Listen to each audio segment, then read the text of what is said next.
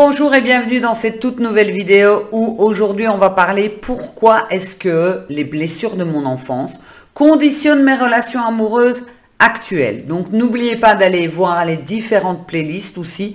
Vous avez une playlist sur les couples, une playlist en développement personnel, une playlist sur les relations toxiques, etc. Et justement, ici aujourd'hui, je ne sais pas trop bien dans quelle playlist est-ce que je dois mettre cette vidéo, puisque c'est vraiment mon enfance qui conditionne mes relations amoureuses actuelles. Ça peut aller dans les relations toxiques, puisque si vous vivez une relation toxique, peut-être que c'est votre enfance qui a conditionné cela, ou bien dans couple. Je verrai bien où est-ce que je vais la caser.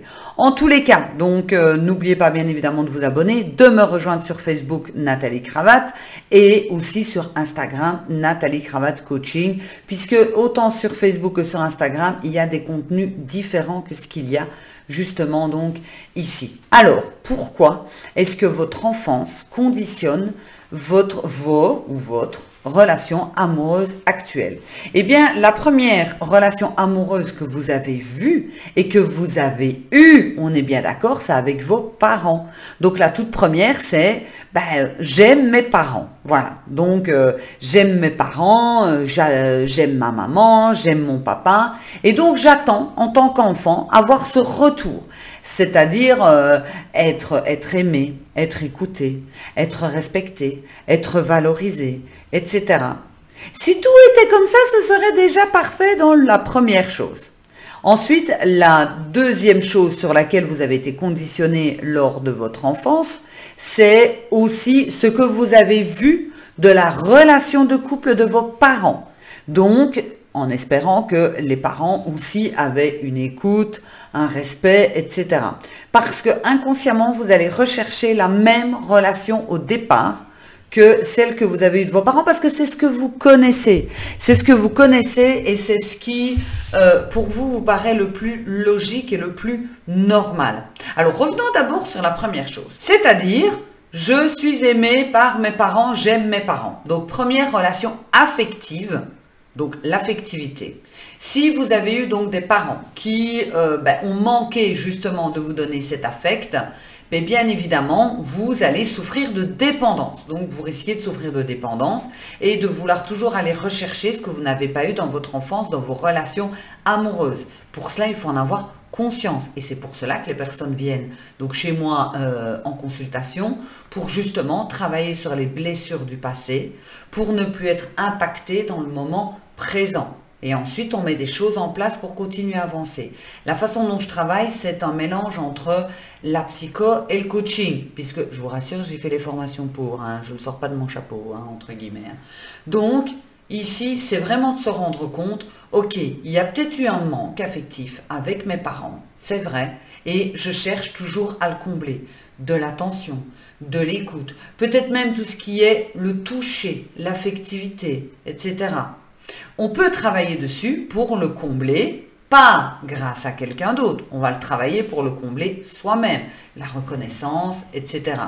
Ensuite, c'est aussi de se poser donc les bonnes questions. Est-ce que la relation amoureuse que j'ai vue, la première que j'ai pu observer, celle de mes parents que je croyais si parfaite, est-ce que réellement elle était parfaite? Est-ce que mes parents ont divorcé? Est-ce que mon père frappait ma mère? Est-ce que ma mère trompait mon père? Enfin, vous voyez un peu tout ce qu'il peut y avoir dans une relation de couple et qu'on a pu observer par exemple de nos parents et de se dire, oui c'est vrai que mon premier petit copain, ou mon premier mariage, ou mon premier mari, ou ma première épouse, oui, en fait, c'est vrai, j'ai été recherchée et j'ai refait les mêmes erreurs que mes parents. J'ai fait la même chose, c'est-à-dire j'ai foiré le bazar de la même façon que mon père ou ma mère a foiré le truc.